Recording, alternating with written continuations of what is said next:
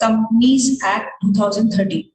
एक एक्ट बनाया गया हमारे देश में, कंपनीज एक्ट 2013। ठीक है। अच्छा, सबसे पहले तो मुझे ये बता दो कि एक्ट का क्या मतलब होता है। बहुत सारे एक्ट है, जैसे GST act, income tax act, companies act, और बहुत सारे एक्ट है, सीआरपीसी, सीपीसी, है ना। बहुत सारे एक्ट है ना हमारे देश में। तो एक्ट का क्या मतलब है? एक्ट का मतलब होता है लॉ, मतलब कानून। हिंदी में बोले तो कानून होता है। ठीक है। कोई भी एक्ट या कोई भी कानून बनता कैसे है? सबसे पहले बनता है, हाँ बताओ बताओ बताओ। सबसे पहले मैं जहाँ पे दिक्कत हुई है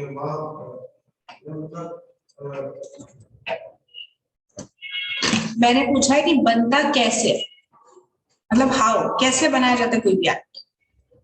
अच्छा, पहले जो आप जवाब दे रहे हो उसका क्वेश्चन तो ये होगा कि एक्ट बनता क्यों है ना। क्यों बनता है कोई भी एक्ट? किसी भी चीज को रेगुलेट करने के लिए बनता है। ठीक है। For example CrPC, CrPC is criminal procedure code. ये क्यों बनाया गया? क्राइम्स को रेगुलेट करने के लिए, क्राइम्स को रोकने के लिए बनाया गया। ठीक है। अगर ये एक्ट ना होता, अगर सीआरपीसी ना बनाया जाता, तो कोई भी मर्डर करता हुआ फिरता फिरता, है ना जी। तो इसलिए क्या बनाया गया? सीआरपीसी बनाया गया। ऐसे ही कंपनीज को रेगुलेट करने के लिए क्या बनाया गया? कंपनीज एक्ट 2013 बनाया गया। ठीक है। लेकिन मैं पूछ रही थी कि एक्ट बनाते कैसे, प्रोसीजर क्या होता है। सबसे पहले बनता है ड्राफ्ट बिल। क्या बनता है? ड्राफ्ट बिल बनता है। ठीक है जी। उसके बाद इस ड्राफ्ट बिल को लेके जाए, कहाँ पे लेके जाते हैं? State assembly. स्टेट असेंबली क्या होता है? स्टेट असेंबली, हाँ, विधानसभा। ठीक है। उसके बाद पार्लियामेंट से पास करा जाता है। सबसे पहले स्टेट असेंबली से पास करा जाता है, फिर पार्लियामेंट के बोथ हाउसेस से पास करा जाता है। पार्लियामेंट के दो हाउसेस कौन से हैं? लोकसभा और राज्यसभा। लोकसभा एंड राज्यसभा से पास कराया जाता है। उसके बाद प्रेसिडेंट साइन करता है। प्रेसिडेंट कौन है हमारे देश का? हाँ जी। प्रेसिडेंट साइन करने के बाद ये जो हमारा लॉ बना है, इसको ऑफिशियल गैजेट में पब्लिश करते हैं। कहाँ पब्लिश करते हैं? Official gazette. ऑफिशियल गैजेट क्या होता है? गवर्नमेंट की वेबसाइट। ठीक है जी।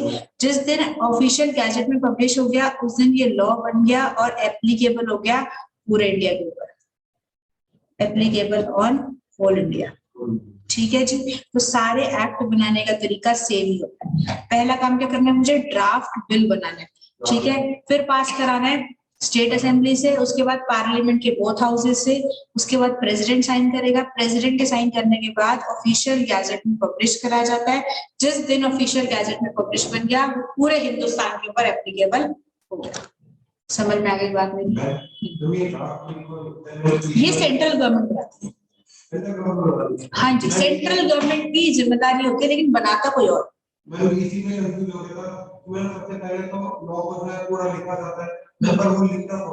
वो आपको लिखना है कि central government is responsible to make loss. ठीक है। सेंट्रल गवर्नमेंट बनाती है।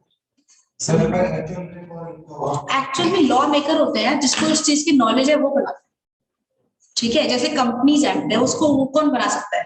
जिसको लॉ की लैंग्वेज है, जिसको लॉ की थोड़ी बहुत नॉलेज है, वो बना सकता है। समझ में आ रही बात? इसको लिखो, फिर आगे बढ़ते हैं।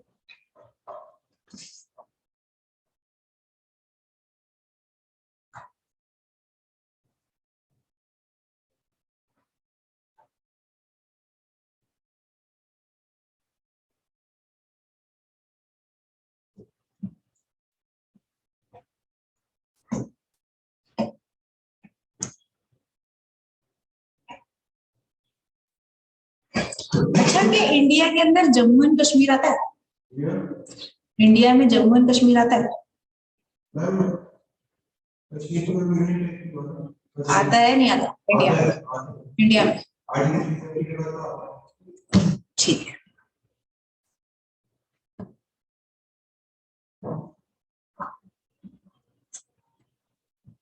डन हो गया? हाँ, मैं लिखवाऊंगी सब कुछ, डोंट वरी। तो शुरू हुआ चैप्टर। ठीक है।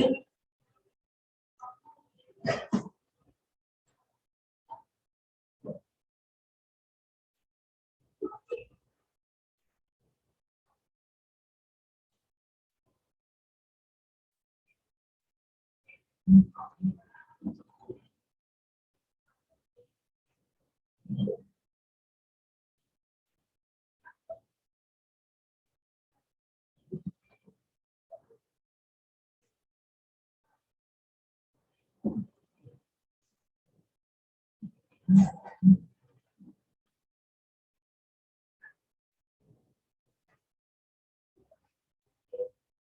गया?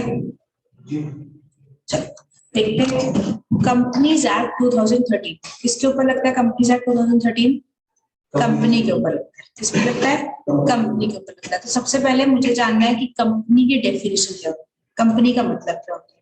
ठीक है, अच्छा बेटा, कंपनी एक्ट में कोई भी प्रोविजंस होते हैं वो सेक्शंस की फॉर्म, कौन से फॉर्म में? सेक्शंस की फॉर्म होता है। अच्छा, इसको पढ़ते कैसे पहले मैं बता देती हूँ आपको।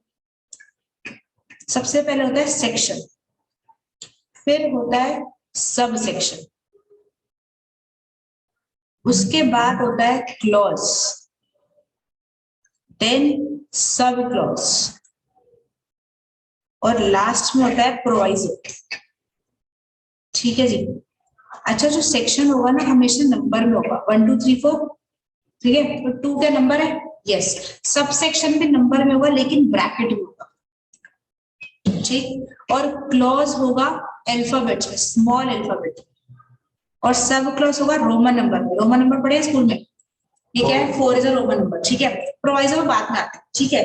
अच्छा, अगर ये मैं ऐसे लिखूं, इसको पढ़ के बताओ जरा मुझे, कैसे पढ़ेंगे इसको? सबसेक्शन 1 क्लॉज जे, सब क्लॉज 6, ठीक है, ऐसे पढ़ते हैं। कई बार क्या होता है, सेक्शन यहीं पे खत्म हो जाता है, कई बार यहाँ पे भी खत्म हो जाता है, कई बार यहाँ पे भी खत्म हो जाता है, कई बार यहाँ पे। समझ में आई? तो ये तरीका होता है, जितने भी प्रोविजंस होते हैं एक्ट्स में, चाहे कोई भी एक्ट हो, वो कैसे दिए होते हैं? सेक्शंस की फॉर्म में दिए होते हैं। समझ में आ गई?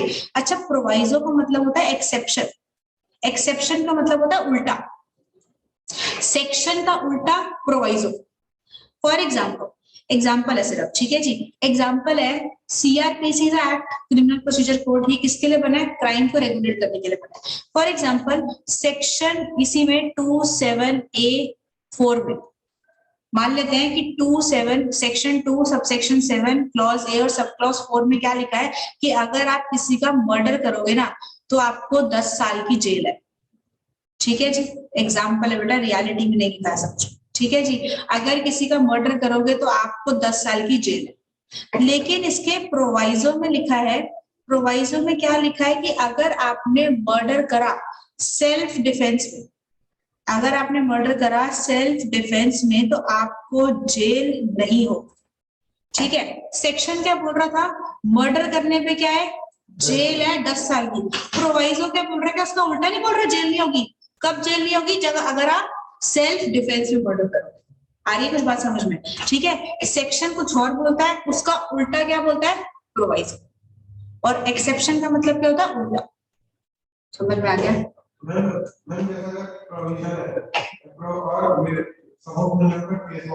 मर्डर का और मेरा जो जैसे सपोज को ओके निकला तो मेरा जो प्रोविजन था मेरा भी मैंने जो मर्डर किया था वो सारी कर दिया था, तो मैं इसमें क्या सामने वाले पार्टी को प्रूफ करना पड़ेगा। नहीं, किसी को भी जेल नहीं होगी।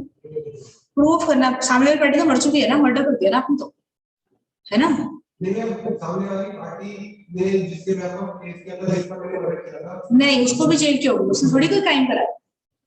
बट ऑब्वियस वाली बात है, आपको जेल होगी या नहीं होगी प्रूफ करना पड़ेगा। तुम्हें आपको प्रूफ करना पड़ेगा कि मैंने मर्डर करा था क्योंकि मेरा मर्डर करने वाला था सेल्फ डिफेंस में। You have to prove to the court. ठीक है, आ रही है बात समझ में? ठीक है जी। तो सेक्शन कुछ और बोलता है, उसका उल्टा क्या होता है बेटा? प्रोवाइजो। सिंपल, लिखो इसको, लिखो लिखो। हाँ, मैंने एक बार पूछा था, मैं एक जिसने मेरे साथ केस किया वो बी है और मैंने जिसका मर्डर किया वो सी है। ठीक है ना? मैं जो है मैं एक्चुअली जब बी ने मेरे साथ केस किया लेकिन मैंने किसी तरह प्रूव कर दिया कि एक्चुअली मैंने जो मर्डर किया था सी का वो सेल्फ डिफेंस में किया था। क्यों? क्योंकि बी ने ही भेजा था सी को, बी ने ही भेजा था सी को मेरे को मारने के लिए, मैंने सेल्फ डिफेंस में सी का मर्डर कर दिया। तो इसमें मेरी जेल लगी, तो बी वाली कर दी है। तो फिर बी को हो जाएगी जेल। फिर बी को जेल। हाँ, ये सारी चीजें ना सीआरपीसी में आती है, कंपनीज एक्ट में नहीं आती है। ठीक है, उसमें उसको प्रूफ करना पड़ेगा फिर कि मैंने तो जेल ऐसे कुछ करा ही नहीं, मैंने तो भेजा ही था। मेरी बात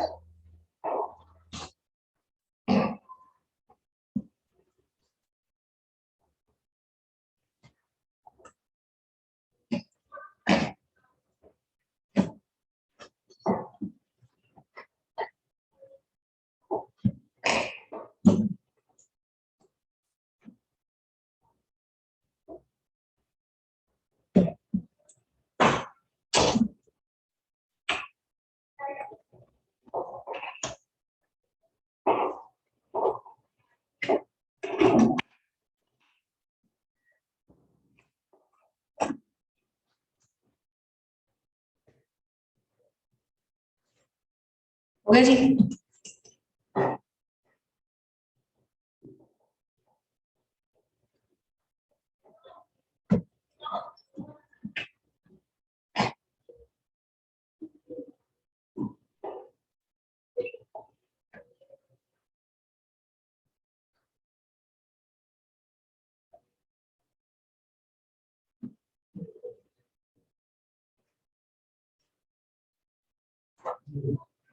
चलो अब लिखते हैं कंपनी की डेफिनेशन। अच्छा, जितने भी प्रोविजंस होंगे वो कहाँ पे लिखे होंगे, सेक्शन की फॉर्म में लिखे होंगे, ठीक है। कंपनी की डेफिनेशन लिखी है सेक्शन 2 क्लॉज 20, कहाँ लिखी है, section 2 clause 20 of companies act 2013, ठीक है जी। कहाँ पे लिखे definition, section 2 clause 20 of companies act 2013। Definition क्या है, a company means a company. A company means a company which is registered.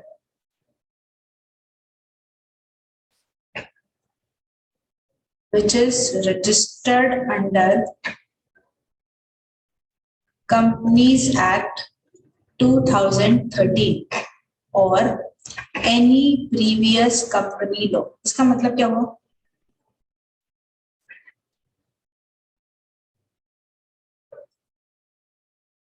हाँ जी, इसका मतलब क्या हुआ, company means a company which is registered under companies act 2013 और एनी प्रीवियस कंपनी लॉ। इसका मतलब क्या हुआ,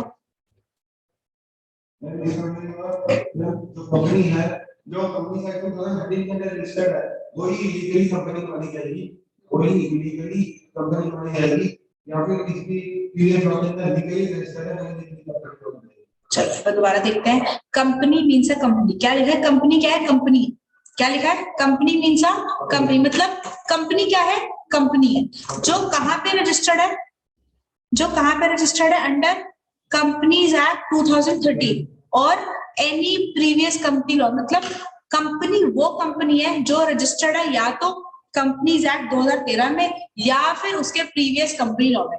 कंपनीज एक्ट 2013 से पहले एक्ट था कंपनीज एक्ट 1956, इससे पहले था 1913, उससे पहले भी होगा, ठीक है। अभी मुझे तो नहीं पता है, इससे पहले भी होंगे बड़े सारे एक्ट, ठीक है जी। अच्छा, कंपनी क्या है, जो रजिस्टर्ड है या तो कंपनीज एक्ट 2013 में या फिर उसके प्रीवियस कंपनी लॉ। समझ में आ गई। अच्छा चलो एक बार इसको दोबारा एनालाइज करते हैं। क्या लिखा है, company means a company, company क्या है, कंपनी है जो कि रजिस्टर्ड है कहां पर, कंपनीज एक्ट 2013 में और एनी प्रीवियस कंपनी लॉ, ठीक है जी। ऐसे लिखा है ना इसके अंदर। अच्छा अभी मान के चलते हैं कि ये वाली लाइन में लिखी नहीं, ऐसा मानने को बोला, ठीक है। क्या बोला कि ये एनी प्रीवियस कंपनी लॉ वाली बात लिखी नहीं है यहाँ पे, यहाँ तक डेफिनेशन खत्म हो जाती है, ठीक है। Company law is all about interpretation. समझ में आ रही है बात मेरी। इंटरप्रिटेशन का मतलब क्या होता है कि लाइन क्यों लिखी, इसका रीजन क्या है, ऐसा क्यों करा गया, ठीक है जी। चलो दोबारा पढ़ो चलो। अब company means a company which is registered under companies act 2013, यहाँ तक खत्म होते हैं। इसका मतलब क्या है, कंपनी वो है जो कहाँ रजिस्टर्ड है, कंपनीज एक्ट 2013 में रजिस्टर्ड है, बस ये तो डेफिनेशन खत्म, ठीक है जी। अच्छा एक बात बताओ, रिलायंस, रिलायंस कंपनी का मालिक कौन है, मुकेश अंबानी। कौन है, मुकेश अंबानी। क्या ये रिलायंस कंपनी 2013 में रजिस्टर्ड हुई थी, पहले हो चुकी है, पहले हो चुकी है। तो मतलब अगर यार ये यहाँ तक डेफिनेशन में खत्म कर देती 2013 तक, एनी प्रीवियस कंपनी लॉ अगर हम नहीं लिखते सपोज, तो आज की डेट में रिलायंस कंपनी नहीं होती। सही बात है ना, ठीक है। अच्छा टाटा, टाटा का मालिक, रतन टाटा, ठीक है। टाटा क्या काम करती है? बहुत सारे। टाटा का काम क्या है? टाटा कंपनी का काम क्या है? बहुत चीजों, हाँ, तो ऐसा बोलते हैं टाटा सुई से लेकर हवाई जहाज तक टाटा सब कुछ बनाता है, ठीक है। स्टील बनाता है, सुई, ठीक है। क्या हवाई जहाज बनाता है? एयरप्लेन, यस, ठीक है। अच्छा, टाटा कब रजिस्टर्ड हुई थी? 2013 में या उससे पहले? 2013 में तो रजिस्टर्ड नहीं हुई थी, उससे पहले 1956 में, 1913 में रजिस्टर्ड हुई होगी, यस और नो? यस। तो अगर ये लाइन नहीं लिखी होती तो क्या आज की डेट में भी टाटा कंपनी नहीं होती, है ना? तो क्या लाइन सही लिखी है, गलत लिखी है? बिल्कुल सही लिखी है। आ रही है बात समझ में? तो हर चीज के पीछे का कोई रीजन होता है कि लॉ मेकर ने इस लाइन को क्यों ऐड करा है, द डेफिनेशन। समझ में आ रही है बात मेरी? ठीक है, एक बार दोबारा पढ़ते हैं, एक बार दोबारा पढ़ते हैं इस डेफिनेशन को। अगर ये डेफिनेशन समझिए, बेस है यार कंपनी लॉ, ठीक है, अपने बेस बनाना है, ठीक है जी। अगर आपको बेस समझ में आ जाएगा तो पूरा आसान हो जाएगा। दोबारा पढ़ो, कंपनी क्या है? कंपनी है जो कि रजिस्टर्ड है अंडर कंपनीज एक्ट 2013 और एनी प्रीवियस कंपनी लॉ, ठीक है जी। अच्छा, company means a company, company का यहाँ इस सारी कंपनी का क्या मतलब है? Association of persons. क्या मतलब बेटा? Association of persons. Association of person मतलब 3, 4, 5 लोग मिलकर कंपनी बनाना चाहते हैं, उसको बोलते हैं एसोसिएशन ऑफ पर्सन्स, ठीक है जी। दोबारा पढ़ते हैं, a company means a company which is registered under companies act. अच्छा, कंपनी बनाने के लिए मुझे क्या करना पड़ेगा? रजिस्टर कराना पड़ेगा। कहाँ पे रजिस्टर कराना पड़ेगा? कंपनीज एक्ट 2013 में रजिस्टर कराना पड़ेगा, ऐसे करना है, ठीक है। अच्छा, रजिस्टर कैसे कराएंगे? How to get registered?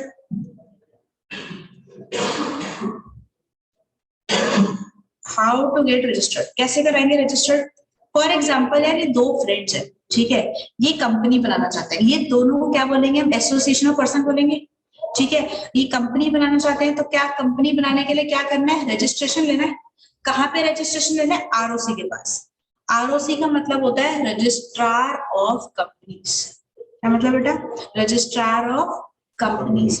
अच्छा, इसको आरओसी को एप्लीकेशन लगानी पड़ेगी मुझे, ठीक है जी। तो आरओसी का एप्लीकेशन लगाएंगे इन फॉर्म स्पाइस INC 32, ये फॉर्म का नंबर है, स्पाइस INC 32, ये फॉर्म का नंबर है, ठीक है। फिर आरओसी इस एप्लीकेशन को चेक करेगा, उसके बाद इनको क्या देगा?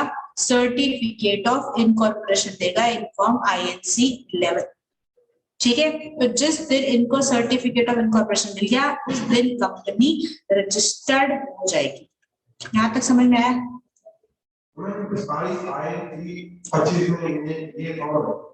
हाँ जी, 32, 32 ये फॉर्म मिलता है, ठीक है। और ये फॉर्म कहाँ पे मिलते हैं? ऑनलाइन मिलते हैं MCA की वेबसाइट पर, ठीक है। MCA ministry of corporate affairs, दिखाऊंगी क्या होता है, ठीक है। वेबसाइट लिखो पहले इतना।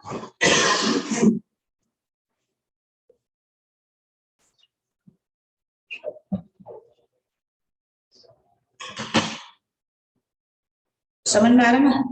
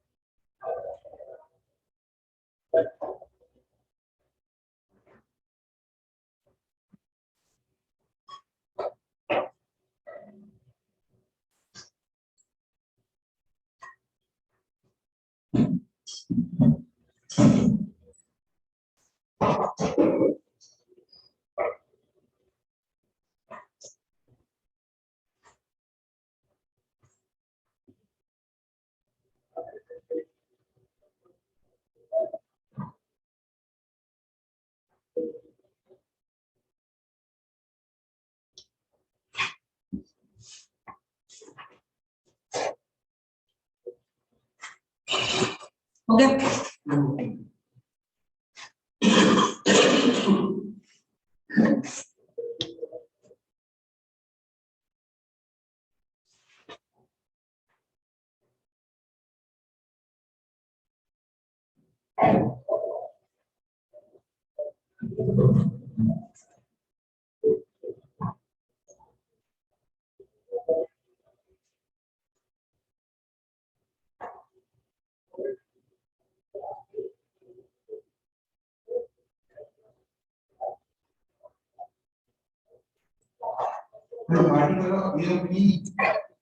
Association of persons.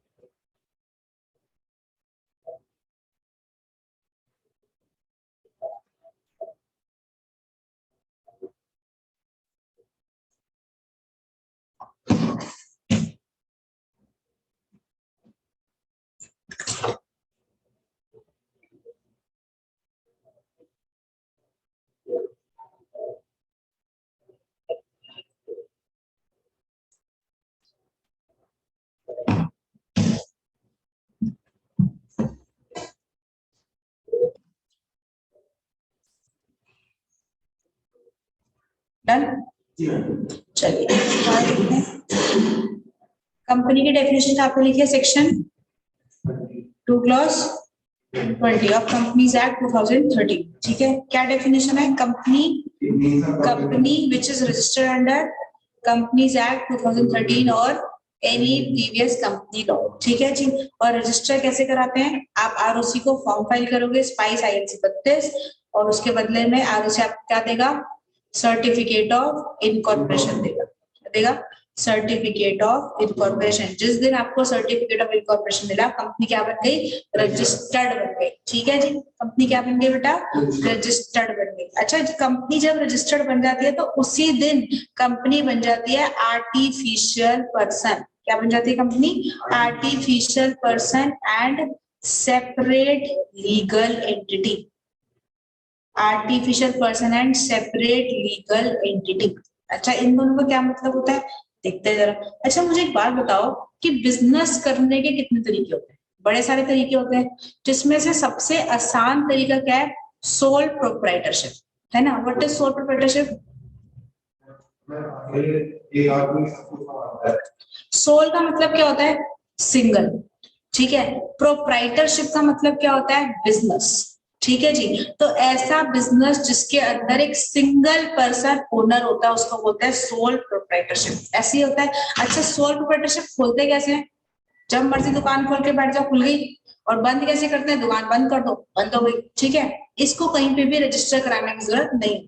अच्छा, एक चीज मुझे बताओ, अगर फॉर एग्जांपल मैंने सोल प्रोप्राइटरशिप खोली, ठीक है, और मेरे सोल प्रोप्राइटरशिप को 10 लाख रुपए का हो गया प्रॉफिट, तो ये सारा प्रॉफिट किसका है? मेरा है या सोल प्रोप्राइटरशिप का है?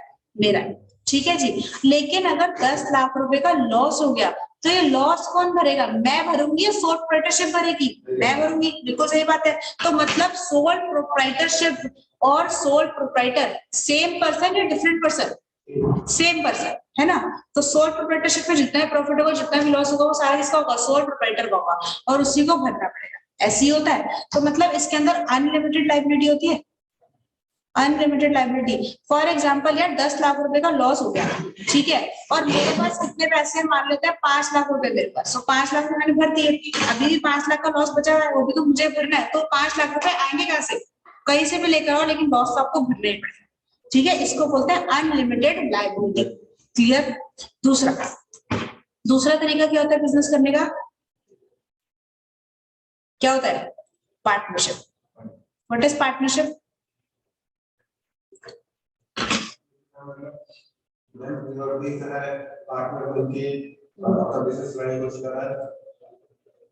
जब 2 या 2 से ज्यादा लोग मिलकर बिजनेस करते हैं उसको बोलते हैं पार्टनरशिप। ठीक है जी। अच्छा, अगर पार्टनरशिप में कौन होता है? पार्टनर्स होते हैं पार्टनरशिप में कौन होते हैं? पार्टनर्स होते हैं। अगर मेरी पार्टनरशिप फर्म को लॉस होता है, ये पहले लेते हैं प्रॉफिट होता है, प्रॉफिट हुआ 10 करोड़ का, तो प्रॉफिट किसका? पार्टनर्स का।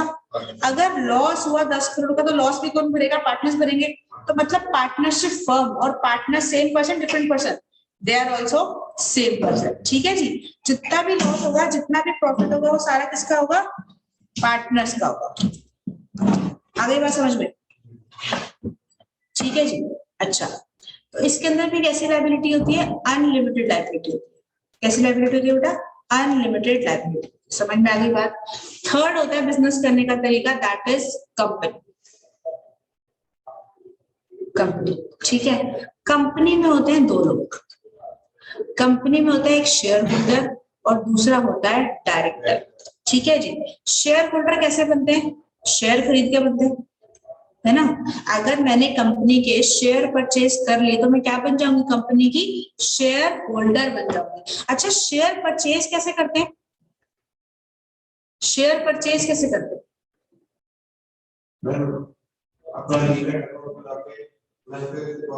स्टॉक मार्केट से करते हैं। ठीक है, कहां से करते हैं? स्टॉक मार्केट से करते हैं। अच्छा देखना जरा, शेयर परचेज करने के दो तरीके होते हैं।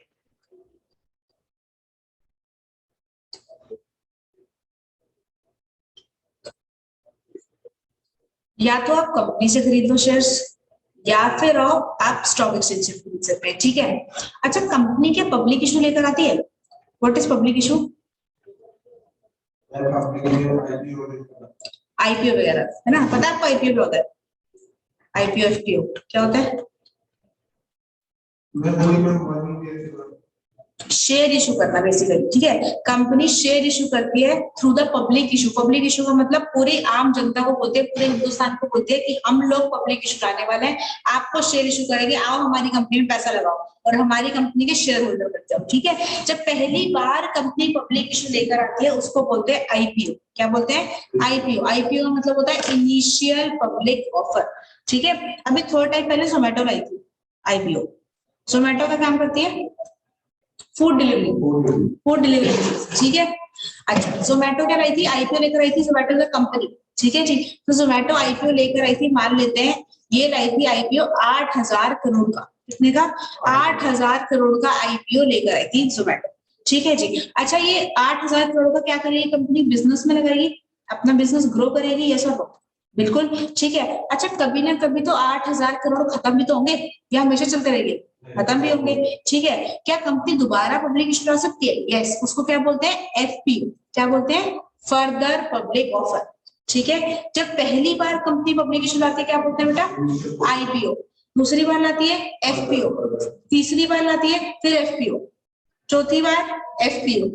ठीक है। 50वीं बार एफपीओ। जब पहली बार लाएगी उसको क्या बोलेंगे? आईपीओ। उसके बाद दोबारा कभी भी लाएगी उसको क्या बोलेंगे? एफपीओ। ठीक है। अच्छा, जब कंपनी पब्लिक इशू लाई हुई है तो मैं शेयर कहां से खरीदूंगी? कंपनी से या स्टॉक मार्केट से? कंपनी से। कंपनी देगी ना मुझे शेयर, मैं कंपनी को डायरेक्टली पैसे दे रही हूँ तो कंपनी मुझे डायरेक्टली शेयर देगी। ठीक है। अच्छा अच्छा, एक ना हमारे देश में बोर्ड है दैट इज सेबी। सेबी का मतलब securities and exchange board of India. ये बोलता है जब भी कंपनी पब्लिक इशू लाएगी तो कंपनी को अपने शेयर लिस्ट कराने पड़ेंगे। और लिस्ट कहाँ पे कराएंगे? स्टॉक एक्सचेंज पे आपको अपने शेयर लिस्ट कराने पड़ेंगे, ताकि आपके शेयर्स के अंदर ट्रेडिंग हो सके। क्या हो सके? ट्रेडिंग हो सके। ठीक है जी। ठीक है। तो जब कंपनी पब्लिक इशू लेकर आई और हमने क्या करा? शेयर इशू करके फ्रॉम द कंपनी इटसेल्फ। ठीक है जी। लेकिन क्या हो सकता है ना कि कुछ लोगों को शेयर खरीदना हो लेकिन वो शेयर ना खरीद पाए, ऐसा हो सकता है। तो उसके बाद शेयर कहां से खरीदेंगे? स्टॉक एक्सचेंज से खरीदेंगे। समझ में आ गई? अच्छा, एक बात बताओ, रिलायंस कंपनी के शेयर मुझे कहां से मिलेंगे? कंपनी से मिलेंगे या स्टॉक एक्सचेंज से मिलेंगे? कंपनी से मिलेंगे अभी, आज की डेट में। ये आईपीओ ला चुकी है, इसका आईपीओ खत्म हो चुका है। क्या इसके शेयर लिस्ट है? स्टॉक एक्सचेंज से शेयर मिल जाएंगे, टाटा के भी यहीं से मिल जाएंगे। ठीक है, विप्रो के भी मिल जाएंगे। मतलब जो पहले कंपनी पब्लिक इशू ला चुके हैं उन सबके शेयर्स कहाँ पे है? स्टॉक मार्केट में, क्योंकि वहां पे लिस्ट कराए थे कंपनी। ठीक है जी। अब अगर मुझे आज शेयर खरीदना है तो मैं कहाँ जाऊंगी? कंपनी के पास या स्टॉक एक्सचेंज के पास? स्टॉक एक्सचेंज के पास।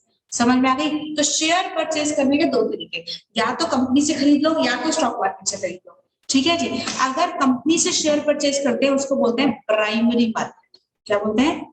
Primary market. अगर स्टॉक मार्केट से शेयर परचेज करते हैं उसको बोलते हैं सेकेंडरी मार्केट।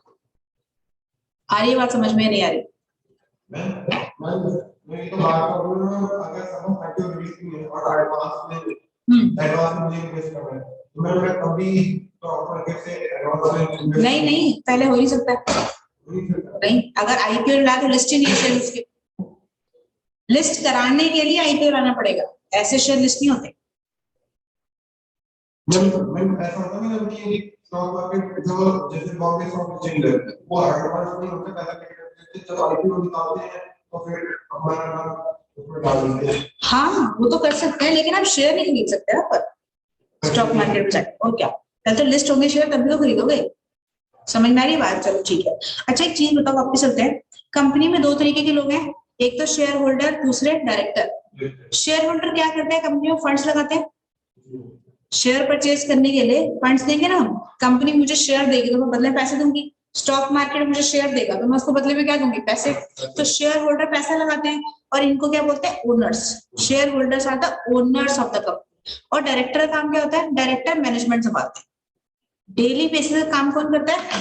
डायरेक्टर करता है। अच्छा फॉर एग्जांपल है, मैंने ना रिलायंस कंपनी का शेयर खरीदा हुआ 10 रुपए का। सिर्फ एक ही शेयर है मेरे पास रिलायंस कंपनी का। कितने का है? 10 रुपए का। मैंने कहां से खरीदा? स्टॉक मार्केट से खरीदा है। तो क्या मैं शेयर होल्डर हूँ? यस और नो? यस, मैं शेयर होल्डर हूँ। क्या मैं कंपनी के ओनर भी हूँ? बिल्कुल। मतलब जो शेयर होल्डर होता है, चाहे आपके पास एक भी शेयर है तो आप क्या बन जाओगे? कंपनी के ओनर बन जाओगे।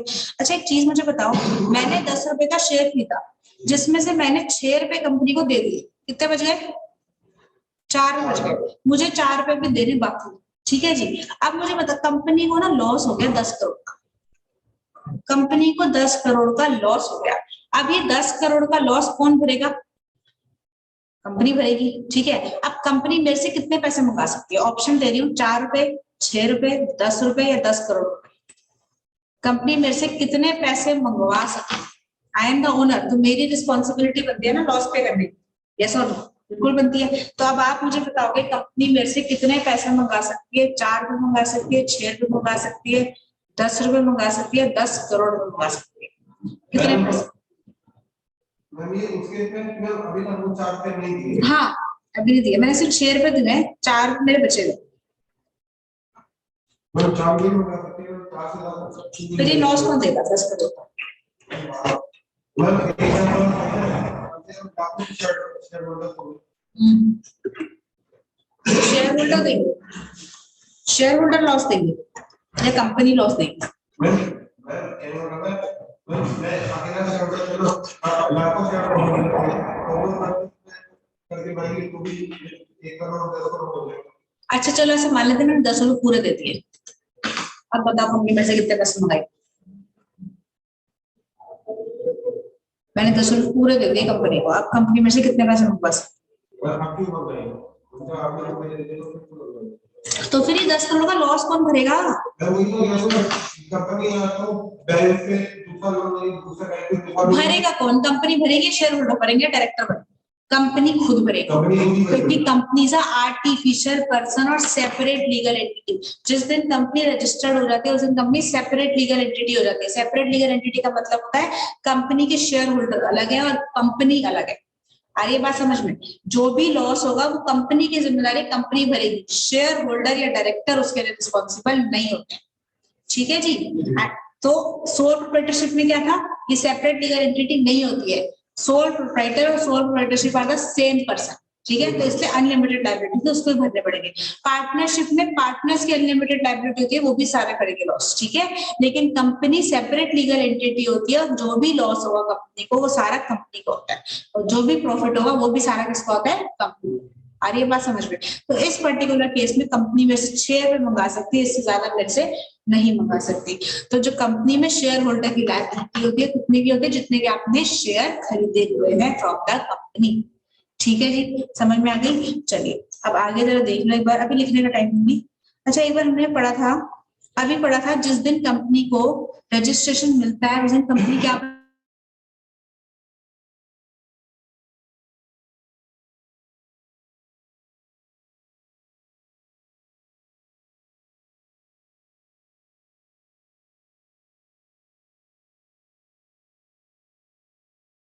चाहिए होता है, ठीक है। शेयर होल्डर से कितना पैसा मंगवाओगे आप, जितने के उसने शेयर खरीदे हुए आपसे, ठीक है जी। एक होता है आर्टिफिशियल पर्सन। अब हमारे देश में दो तरीके के पर्सन होते हैं, पर्सन दो तरीके के हो सकते हैं। फर्स्ट इज नेचुरल पर्सन और second is artificial person. Natural person का मतलब, नेचुरल पर्सन का मतलब होता है इंडिविजुअल, हम लोग, आप और मैं, ठीक है। We are individuals, we are natural person, ठीक है। जिसको भगवान ने बनाया वो नेचुरल पर्सन है। आर्टिफिशियल पर्सन कौन होता है, मैन मेड, जिसको इंसान ने बनाया, ठीक है। तो कंपनी को किसने बनाया, भगवान ने या इंसान ने? इंसान ने बनाया, हमने बनाया, तो company is a artificial person. अच्छा एक बात बताओ, क्या एक इंडिविजुअल कॉन्ट्रैक्ट कर सकता है? कर सकता है। क्या कोई बिल्डिंग खरीद सकता है अपने नाम पर? खरीद सकता है। कोई प्लांट एंड मशीनरी खरीद सकता है? बिल्कुल खरीद सकता है, एक्सेट्रा एक्सेट्रा। मतलब हिंदुस्तान में जितने भी कॉन्ट्रैक्ट होते हैं वो एक इंडिविजुअल कर सकता है, बिल्कुल कर सकता है, ठीक है जी। लेकिन 18+ होने के बाद, ठीक है जी। लेकिन हाँ, नेचुरल जो कंपनी होती है, नेचुरल पर्सन, वो उसे भगवान ने बनाया। नेचुरल इंडिविजुअल होता है, artificial is a company, artificial person company होती है, ठीक है। नेचुरल पर्सन इंडिविजुअल्स होते हैं, और आर्टिफिशियल पर्सन कंपनी होती है। क्या कंपनी कॉन्ट्रैक्ट कर सकती है? बोलो, क्या कंपनी कॉन्ट्रैक्ट कर सकती है? यस। क्या कंपनी बिल्डिंग खरीद सकती है? क्या कंपनी बिल्डिंग खरीद सकती है अपने नाम पर? बिल्कुल खरीद सकती है, because company is a separate legal entity and artificial person. Artificial person का मतलब होता है जितने भी काम एक नेचुरल पर्सन कर सकता है, सारे के सारे काम कंपनी भी कर सकती है। आ रही है बात समझ में? ठीक है। तो कंपनी रजिस्टर्ड होने के बाद आर्टिफिशियल पर्सन बन जाती है और सेपरेट लीगल एंटिटी बन जाती है। यहाँ तक लिख लिया? आगे बढ़ो, आगे लिख लेते हैं।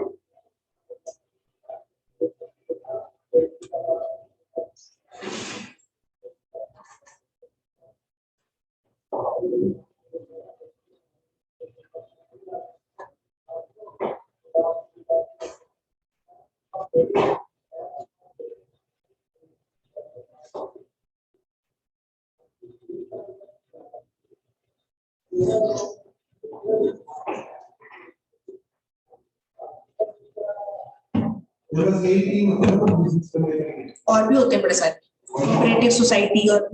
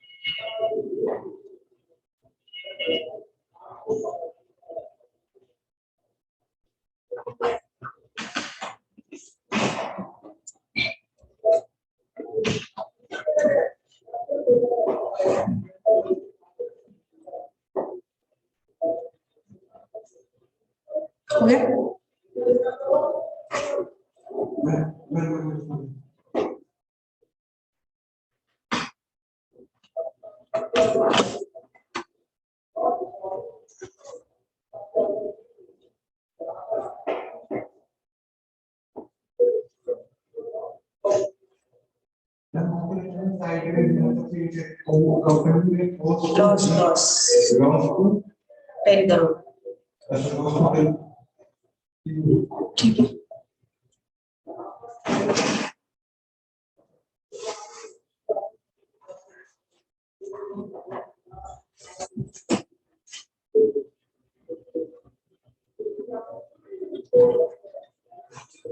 समझ में आ गया ये जितना बताया आपको? मैं नेक्स्ट क्लास में बता दूंगी कौन सी बुक लेनी है, ठीक है। ये देखना है।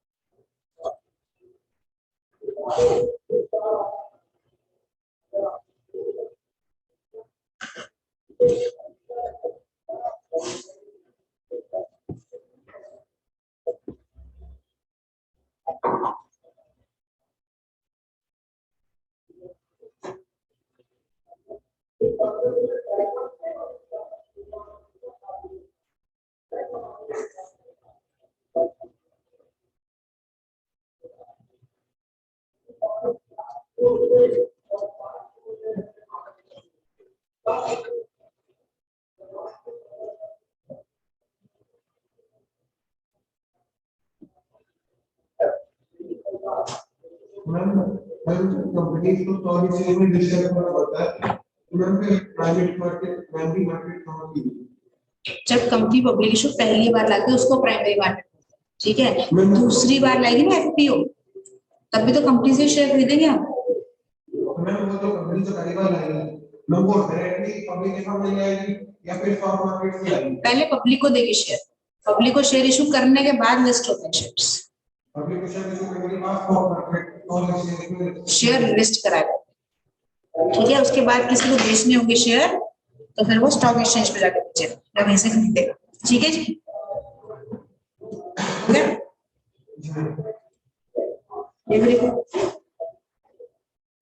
आज यहीं तक करेंगे हम, ठीक है। बाकी करेंगे नेक्स्ट क्लास में।